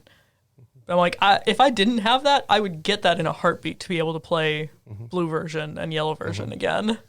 Yeah, and what I've read about that has been some people saying, why do they want to give this to you when they want you to buy Scarlet and Violet or whatever new Pokemon product they're going to put out? But it could also be, right, we're going to sit on this. Well, and there should be a Pokemon Day coming up fairly soon, so people are thinking they're waiting until then. I mean, this is going to probably get some new people to subscribe. So what you do is you wait on this until people are coming up for resubscription, and you go, oh, by the way, guess what we're putting, right? And that makes sense. Like, makes me sad, but it makes sense. I agree, though, because I think if you put those classic Gen 1 Pokemon games on here, I feel like you would get an avalanche of subscribers. Yeah. There are other ways to play these games. Obviously, these games can be emulated on phones today. On basically any computer you buy can emulate these old Game Boy games. But it's really cool having them here. It's really cool having all Nintendo's back catalog, or as much as humanly possible, on one platform that you can play. And so, credit to Nintendo for finally rolling this out. I hope that whenever they put out their Switch 2 or whatever the successor is, there's no, this all just ports over. You should just, all these games should be ready to play there day one. But yeah, that works pretty well. I did play a couple of games on the Game Boy. I do not have the higher tier, so I did not play any of that. I wonder if, because they've done the Game Boy Advance, I wonder if this means more hope for Mother 3 happening? Maybe. That would be a really smart thing to put out. Just onto that, announce, hey, we're putting that out. That would get a lot of people to subscribe. If I weren't already subscribed, I would for that. Let's see. We already talked about Metroid Prime Remastered. That was probably the biggest first-party new announcement that they made. So that's really cool. Again, worth checking out. They showed off a new Professor Layton game, which has been very much in demand for a while. When I tell you, I saw that, and I saw the opening artwork, and I was like, this looks a little like Layton. I wonder what this is. And then they showed Layton himself. one of my friends was doing homework at my house at the same time, and she had her headphones on. I literally gasped, screamed, covered my mouth, ran over and hugged her, and she had no idea what was going on. It has been 15 doggone years. I like that you're traumatizing your friends with your excitement. She was like, "Are you okay?" I'm like, "I'm better than okay." And then one of my online friends like got a bunch of us into Layton, and so I immediately jumped on that Discord and I was like, is anyone watching the Nintendo Direct right now? We need Katsuoka's reaction to this right now. Because she had just said like 2 days prior, she was like, I'm kind of in the mood for Layton again. Let's play some Layton this week. The last thing that they showed was a new trailer for The Legend of Zelda Tears of the Kingdom. I guess the bigger news that came out after the show is that that game is going to be $70. So this is Nintendo has announced that they're going to do this on a case-by-case basis, and their first case is this new Legend of Zelda game. I'll pay it, but I'm not going to be happy. Yeah. Where's my hammer and sickle? Yeah. I mean, I think everybody knew this was inevitable. Yeah. Obviously, everyone else is doing this. Sony and Microsoft are doing this. Of course, Nintendo was going to do it eventually as well. Of course, this is a really smart release to do it with because the people who are going to buy this are going to buy it regardless if you charge them $10 more. Yeah. And then it sets the precedent, right? Yeah. So you can already see that the next Pokemon game, the next Mario game, all those major franchises are going to be at $70. Yeah. I'm gonna hug my darling little indie games. If they make the next Mario game like the SNL sketch, then I'm good with it. I'll pay $70 for it. I would pay $70 for Pedro Yeah. Pascal Mario Kart. And they can do this because the Switch is now the third best-selling console ever, Damn. behind only the DS and the PlayStation 2. It will probably, very likely, catch the PlayStation 2. It is unlikely to catch the DS in its lifetime, which is kind of just amazing when you think about how popular the Switch is. Yeah. That blows my mind. That I can't even fathom it catching the PS2 because Right. the PS2 was so big. Well, we have 3 in our house, and it's the first console I've ever had that we've had like multiple of. We have 3 in my household. Me, Josh, and Kyle all have our own. And it's a full console, but also like we do it because we each have different save slots on it and stuff. Yeah. And different games that we play. And like you can't have an Animal Crossing island for each person on one Switch. Right. It's limited, so stuff like that. So it's worth it. Because we all play different games at different times, and so it's definitely worth it. But yeah, I haven't seen a lot of consoles where it's good to have multiples in the house, right? Yeah. Yeah, I mean, I think that's part of the genius of the design of the Switch, right? Is that it is both a home console and it is a handheld portable console, and that means that certainly if you have multiple people living in your house, you and your significant other might want to have separate systems. And if you have kids, right, you can imagine kids needing more than one because one of them's playing it portable and the other one needs one too. And so I think there's a lot of homes that end up with a Switch and then a Switch Lite, right? And so there's 2 already. And yeah, I mean, how often, outside of people who are really die-hard into video games, how often do most households have more than one of a console? Right. Yeah. And, yours is not the only house I've heard of having this. Right. And so, yeah, I mean, but it is amazing because, like, you're right, the PS2 was ubiquitous. It was everywhere. Everyone had a PlayStation 2. And, one thing that continues to amaze me is how much bigger of a market video games is today. And I think that's a big part of it. And certainly the pandemic helped with the sales of the Switch. Everybody went out and bought one. But the video game market's just so much bigger, it's so much broader. There's so many more people buying video games today. And because of that, you just have more people to sell it to. Yeah. So along with that announcement of the sales of the Switch that puts it up into third place now, they also announced that Pokemon Scarlet and Violet has passed 20 million copies. Now that's combined with both games, but still 20 million. Yeah. It is only a couple million or so behind Sword and Shield, which has like a 4-year head start. Yeah. It's because they're better games than Sword and Shield. Yeah, and again, we have 2 copies because we have one Scarlet and one Violet that Josh and Kyle Yeah. Yep. What a genius move that was right from the start with Pokemon. Yeah. Version exclusive. Well, and there's a fantastic video by Did You Know Gaming on YouTube where they break down, like, in Gen 1, they actually wanted to make every single copy of that game unique. And it just wasn't technically possible. So they had to settle for making 2 versions. I think I remember seeing that. It's incredible. I have this corrected my my writing. I was wondering about that. From Splatoon to Platoon 3. So there actually was a Platoon game for the NES, bizarrely.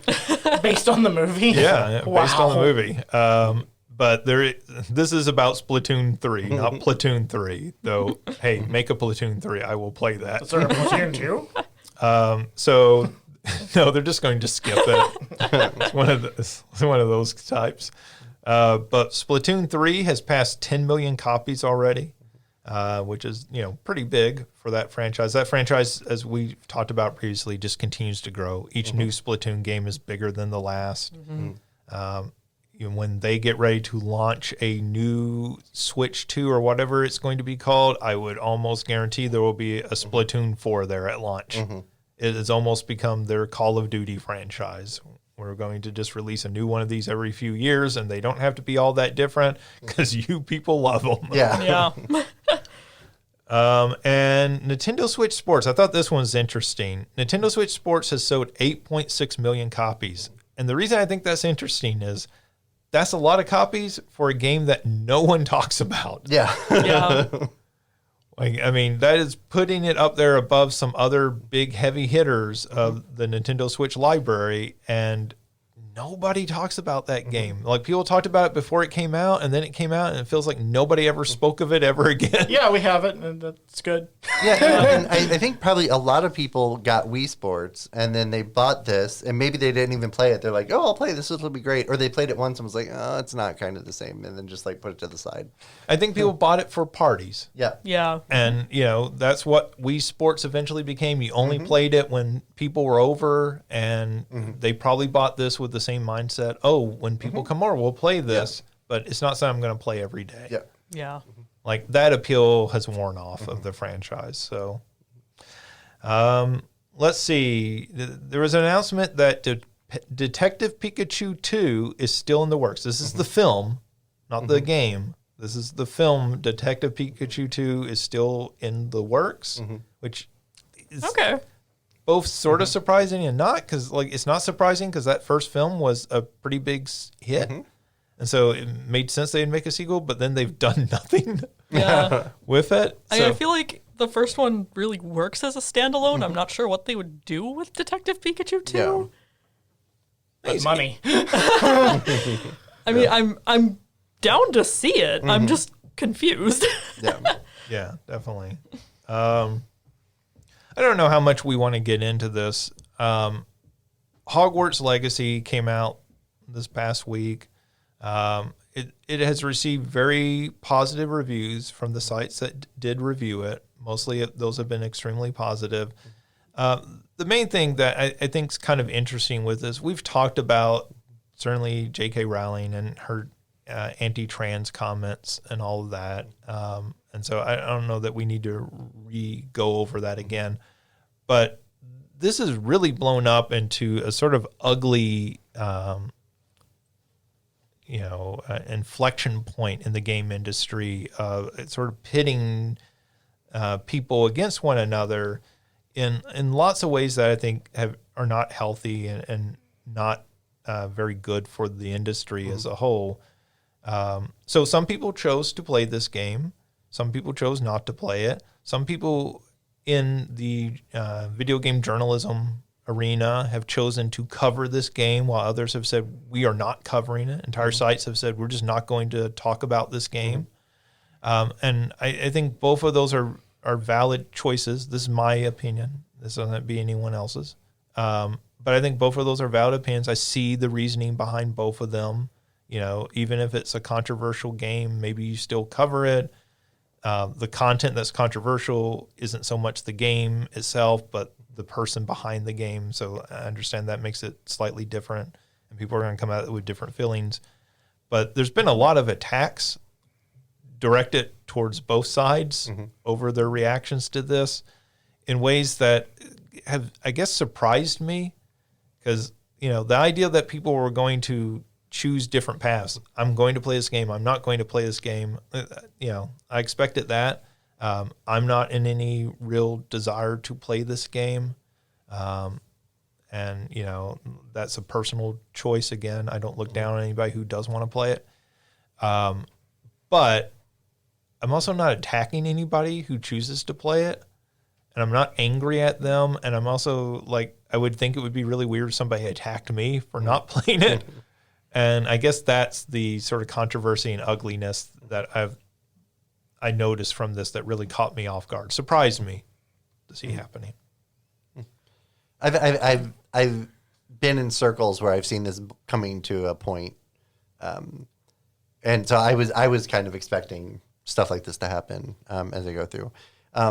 There's a few things about it too. As Harry Potter, the whole series by itself, this thing with J.K. Rowling has been doubly hurtful to many trans people, because a lot of trans people really resonated with the Harry Potter series as it was coming through, right? Having to hide yourself and not be what you are in front of your parents, right? A lot of LGBTQ people, and especially a lot of trans people. And then when all of this stuff with J.K. Rowling happened and she became more and more outspoken with her views that were anti-trans, a lot of trans people were like doubly hurt at that part, but not just because it was happening and out in the world, but because it was something that held so close to themselves. They felt betrayed. Yeah. And so along those lines, the only people that I know of who actually bought and are playing it are transgender people. I mean, I don't know everybody that I know and whether they bought it and played it or not, but because that memory and the Harry Potter just helped them through so much of their life, they're able to separate JK from the Harry Potter games, right? Death of the author and all that, right? Because it means a different thing to them.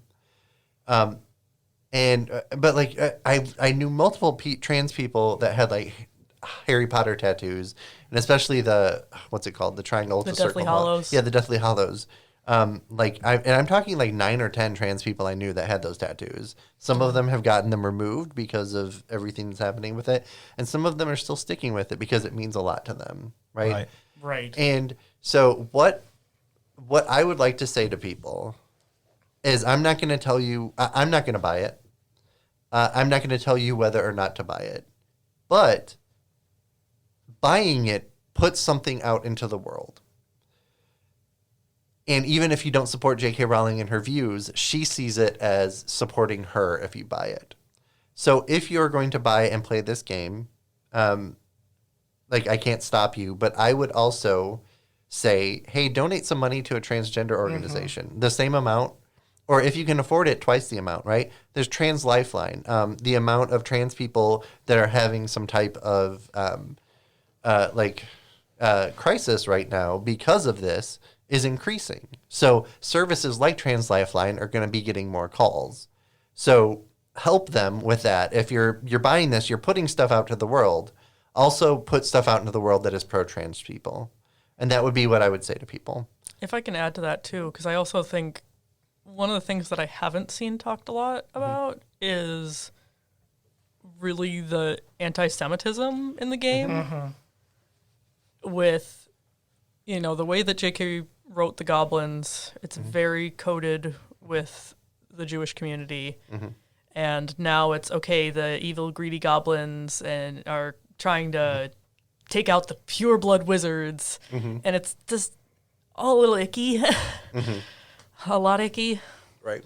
So I would say too, like that would be another thing to keep in mind supporting. I think I struggle with this a lot because similarly, like Harry Potter was so important to me growing up. And like I've lost interest in this game from the anti-Semitism and from the very, one of the things that I saw a news article about was, oh, there's a trans character. Well, there's a trans character who's there for like 3 minutes, apparently. And and it feels very much like... It's like a Disney film. Yeah. Like, we have a gay character now in the background. We had our first gay character, everybody. Yeah. It's like, okay, it feels very much like they put that in because they were like, okay, we know everyone's going to think J.K. Rowling anti-trans, so let's throw a trans character in to combat that. Right. I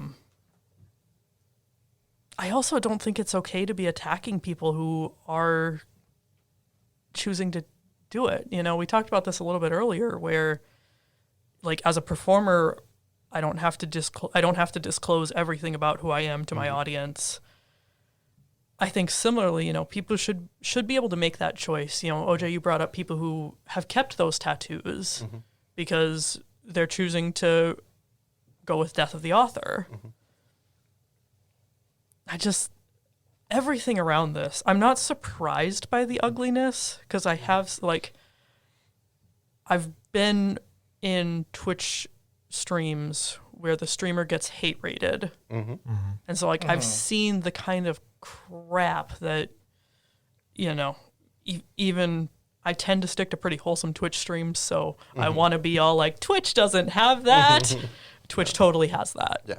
Right. And so I'm not shocked by it, but I'm still saddened by it.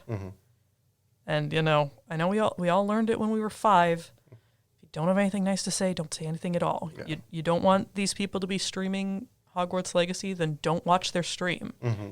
Their viewer count will go down. They'll stream something else to get their viewer count back up. Yeah. And this is a big issue of an item that's not black or white at all. Oh my gosh. But everyone is treating it like it's black or white. But there's a lot of that area in the middle, and a lot of people are getting hurt there. Yeah. And I think that's really interesting when you talk about that the people who are playing it are trans people, and they're playing it not for any sort of political point, but because this story means so much to them. Yeah. And I have a friend who actually teaches a course on Harry Potter, and she and I were talking about it, and one of the things I said to her was, I don't remember anyone poisoning the well quite the way that J.K. Rowling has done so. And that when I look at Harry Potter now, it's like she walked into the center of town and poured poison into the well, and you have all these people who are like, I live here, this is my entire life, and I can't leave. And you see the pain that a lot of people go through. And certainly, there are people that this means a lot for very, very private or sometimes very public struggles that they have gone through. But then you just have the people who are the nerdy girl in school who liked to read a lot, and then Hermione saw somebody for the first time. Hi, it's me. I'm the problem. It's me. But no, I mean, I think there are a lot of young women like you who very much saw, or they had, the curly kind of out of control hair, and in her. And so many people, as we've gotten older and taken a more critical look, it's like, yeah, okay, sure, you didn't, when Cursed Child first became a thing and they cast a black actress for Hermione, and you had all the people like, oh, black Hermione, and Rowling was like, yeah, I never wrote that she was white. Well, you look at how she writes the other characters that are confirmed people of color, and it's like, yeah, you wrote her to be white. Right. But in spite of that, people still had that association. Even if Rowling didn't write her that way, she didn't intend her that way, people saw themselves in that. Right. And it's just so... And actually, when she said that, when I was reading it, I pictured Hermione as black. And I don't know where it came from. It might be the thing about her hair, right? Because I grew up around mostly black people. and so I think maybe that I might have different views of other characters just because of like the diversity of the area where I grew up. Yeah. Right. But then I wasn't surprised when they said that there was a black actress in The Cursed Child. Yeah. Right. But yeah, you're right though. Cho Chang. Yeah, going back and seeing that, yeah, it's definitely there. But at the same time, like you were saying, there's that death of the author. Yeah. Right. Yes, the way she wrote people of color was pretty problematic. Yeah. But that doesn't mean it doesn't mean something to people who saw that character as themselves. Right. Right. Something I want to add is a couple things. One, to people that are like on one side or the other, and OJ, you already said people are painting this as a black and white issue when it's not. But people, like, they're saying, well, the death of the author, or it's like, no, you can't separate the author from the work. That itself is a much more complex and nuanced thing because the author doesn't have complete control over their work after they put it out, but they had a major role in it. They had a major role in like reproductions of it. Even when we're talking about things that were made by teams of people, not by an individual, like the Harry Potter movies. But they had a role in it, and they are empowered when you buy that product, especially when the money goes back to them. Especially when they can look at it as something that validates them. Like, see, people still buy my stuff. They're still interested in what I have to say. And it's and then people have their own relationships with the things, their own interpretations, understandings. Like what J.K. Rowling does doesn't take away how O.J. experienced those books. For example, like when you talked about reading Hermione as black, but it's just that the idea of simply saying, oh well, we can just say screw the author, or no, the author's completely attached to it. No, those are themselves like you're trying to force a complex social situation into a binary that doesn't actually like represent how that works. Yeah.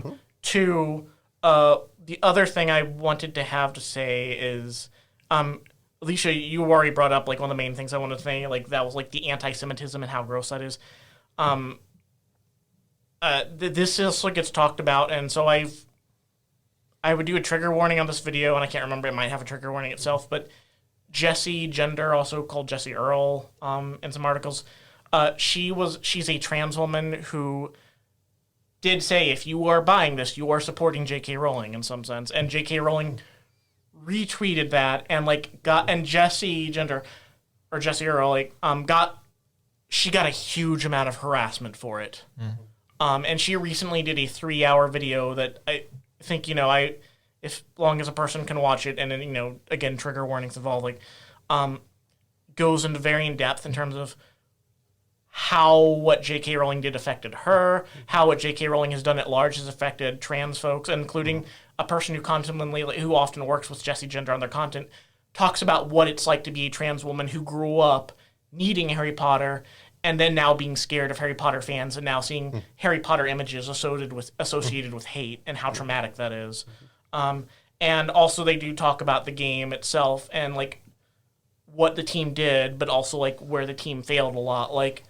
They could have picked any other race to be and I mean, that already there's problematic implications there, picking a particular race of creatures, that might stand in for any other race of people. You're going into problems there, but you could have picked any group aside from specifically focusing on the goblins, which are so deeply tied to the anti-Semitism. But they didn't. And that's not and granted, you say we didn't know, and that's very possible because it's very possible that J.K. Rowling played with that imagery not knowing what she was doing. Because when you look at those anti-Semitic images, those become so much more common than you realize. That goes all the way back to Shakespeare, Oh, yeah. That's... the Merchant of Venice. And all that. Yeah. And it just any time I think you see any character with a particular shaped nose and a particular shaped head that's tied to that, F.W. Murnau's Nosferatu, Snow White and the Seven Dwarfs and the Evil Queen and the form she takes. And I still see similar figures like that that people reproduce without being aware of what they are doing. And, this is something that's drawing in, and I feel like I'm spiraling here, but the point is, look at this video. This covers things in such good depth, if you can.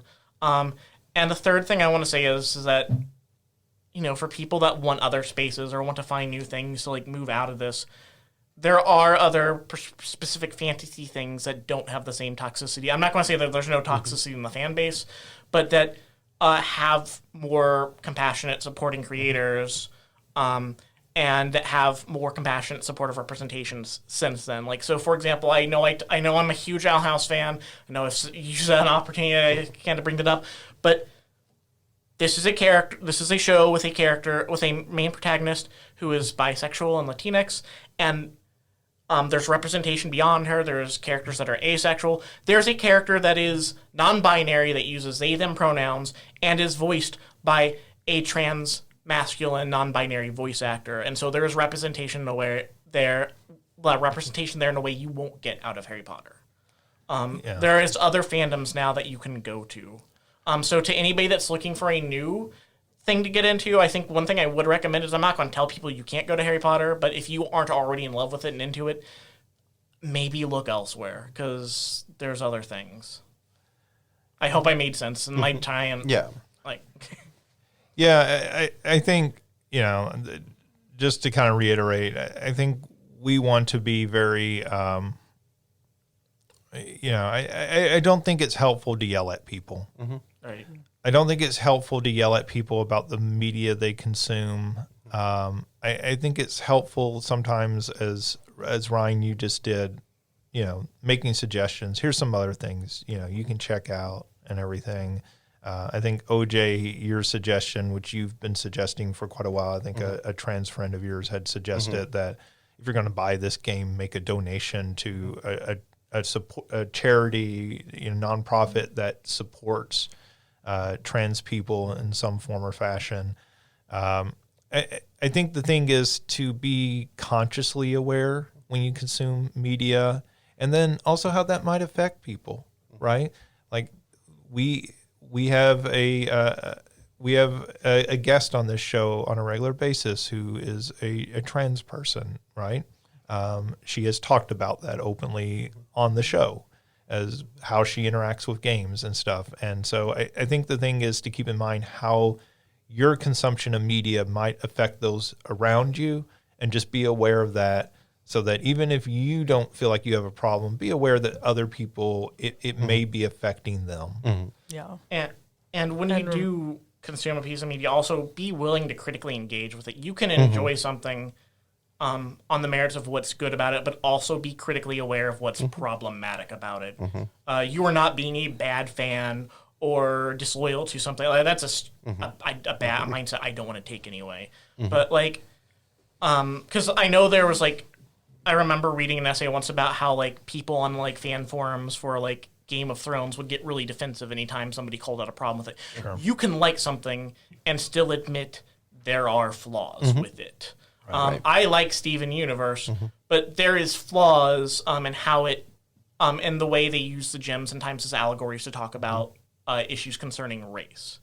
It's not I love the show, but it is not a perfect show, and I can see that. Well, we're just about out of time, so let's wrap up with our big question. It's Super Bowl weekend. If you could have any video game character play the Super Bowl halftime show, who would you want to play the Super Bowl halftime show? Alicia, which video game character is going to play your dream Super Bowl halftime show? I think it's got to be the Rock Band characters. You got so much variety there of music that they can go to with that. That's a good, obvious, but not obvious choice. I was going to say Guitar Hero characters at first, because the first Guitar Hero, remember, had actual characters for all the guitarists, but then I couldn't remember any of them. And Rock Band gives you the drummer, gives you the singer. Right. It gives you a full band. Yeah. All right. Cool. So Rock Band characters. Ryan, how about you? Alicia, that is not the answer I expected from you. I expected Jigglypuff. That was one of my answers. Everybody goes to sleep. Yep. I'm already sleeping through it anyway. There's my controversial statement. I guess my answer I got to was the DK crew. Because they did the gear app at the beginning of DK64. They all have their own instruments. So that was mine. Yeah. All right. Actually, I'll pick I'll pick Jigglypuff. I like Jigglypuff more. OJ. So I'm going to say Celeste, and I want a full reenactment of the opera, the whole opera section of Final Fantasy. Okay. Oh, There you go. There's a good answer. So then we're going to have Celeste there singing "Oh My Hero, So Far Away Now," and then eventually Ultros is going to fall from the ceiling, and people Everything come out will and devolve fight into him. chaos. Yes. I mean, a giant squid at the Super Bowl. Yeah. Would be. Maybe bigger than Left Shark. Yeah. That's. I was actually thinking left tentacle. Right. Yeah. So that's what I would like to see. Well, I went with Parappa the Rapper. I had a feeling somebody was going to do that one. I actually did not have that when I came up with the question, but I was thinking, I was like, well, who's like actually a musically talented character from a video game? I was like, oh, it's Parappa. Parappa's the right answer here. So I love Parappa. They should definitely make new games featuring Parappa, but regardless if they ever do that or not, I want Parappa playing the Super Bowl. I would tune in, I would watch that, and I would be, punching and kicking and everything right in tune with him. So hopefully, maybe one day that can happen. All right, that does it for this week's show. Thank you for everyone tuning in. As always, thank you, OJ, Ryan, and Alicia for joining me. You can find more of our content and everything, including all of our Game of the Year coverage, list, and that sort of stuff at salukigames.com. You can subscribe to this podcast on Apple Podcasts, Google, Spotify, wherever you get podcasts. We will be back next week with another episode. Thank you for listening.